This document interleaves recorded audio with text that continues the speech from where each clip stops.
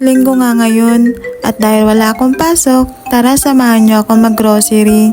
Alas 6 na nga ng mga oras na ito, pero kita niyo naman, maliwanag pa rin dito. Pagka-park ko nga ng bike ko ay pumasok na agad ako dito. Pagkapasok ko nga ay kumuha na ako nitong pushcart kasi kailangan natin yan. Kumuha na rin ako ng basket. Ang kailangan ko nga lang bilhin ngayon tubig, sibuyas at bawang. Pero kahit yun lang, paglabas ko ay marami na akong dala.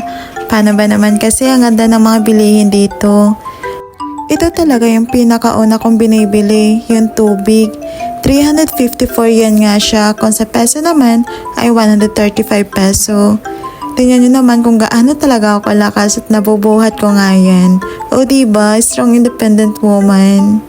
Marami ding iba't ibang klaseng inumin dito.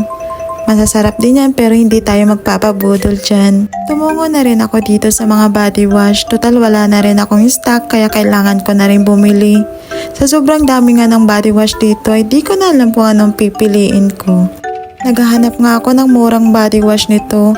Paano ba naman kasi 300 yen, 400 yen. Kaya di ko na alam kung anong bibiliin ko. Hay, sobra talagang pagtitipid. Char lang. Tapos ito na nga yung binili ko, yung Dove. Medyo mura nga din siya. 198 yen nga siya tapos may tax pa. Dito pala sa Japan lahat ng mga bilihin ay meron tax. At dito naman sa part hindi ko alam kung paano at saan pwedeng gamitin sa pagluluto. Paano ba naman kasi hindi ako veterano talaga sa pagluluto. Kaya hindi ko alam kung saan pwedeng gamitin mga ito. Kaya ito nauwi na lamang sa itlog. Dito nga lang din ninyo malalaman sa Japan ng itlog ay may expiration. Kita nyo naman may expiration date talaga. At ito tumungo na din ako sa bilihan ng mga sibuyas. Ito talaga yung pinakakailangan kong bilhin ngayon. Lalo pa na magluluto ako ng ulam ko sa pang-isang linggo. 3 piraso nga lang siya sa isang plastic.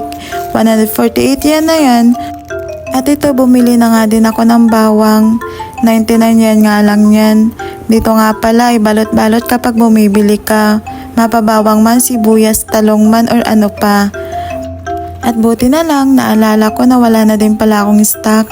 Ito pala yung binibili kong banana flavor. Ang sarap nga nito kaya bumili ako ng 2. At dito naman sa part ito yung mga suka, toyo. Yung toyo hindi ko pa na-try gumamit sa pagluluto. Pero yung suka na-try ko na. Yung suka dito amoy at lasang alak nga siya. O siguro dahil sa ninibago lang ako.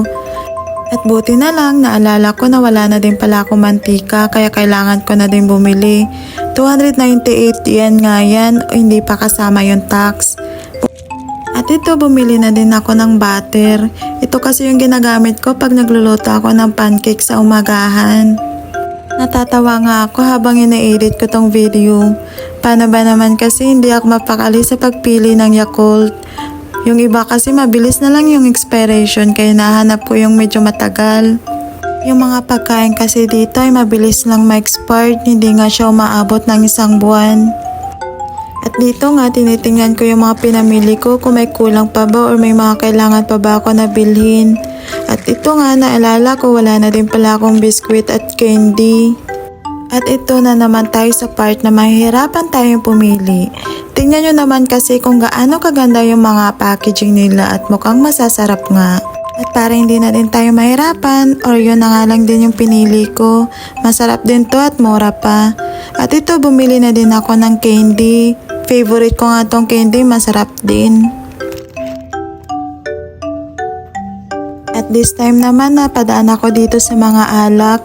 Tingnan nyo naman ang mamahal ng mga alak dito pero may mura din naman kapag isa lang yung pinili mo. Kapag may nakasulat nga na strong zero ay talagang matapang yan. Nasubukan ko na nga uminom yan ay talaga pagka umaga ay masakit yung ulo. At ito yung mga favorite kong inumin. Mga 3% alcohol nga lang yan kaya hindi masyadong nakakalasing. At ito nga namimili ako ng tinapay. Paano ba naman kasi 3 days pa lang expired na kaya naghahanap ako ng medyo matagal.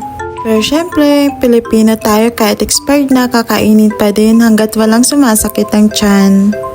Nakakapanghinayang kasi tapon lalo pa ng mamahal ng mga bilihin dito. Ay, yung pakay ko lang talaga dito, tubig, bawang sibuyas, pero kita nyo naman kung ano-ano yun yung pinagdadampot ko.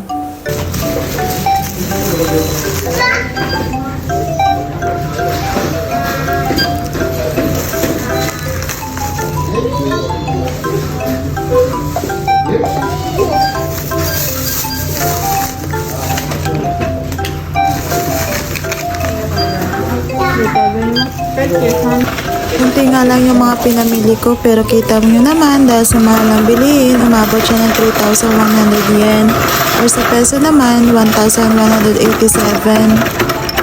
Ay, parang gusto ko na lang talaga maging kangkong palutang-lutang. Paano ba naman kasi ang mamahalan ng bilihin? Char lang! Pagkalabas ko ng Genki, ito nga yung bumungad sa akin.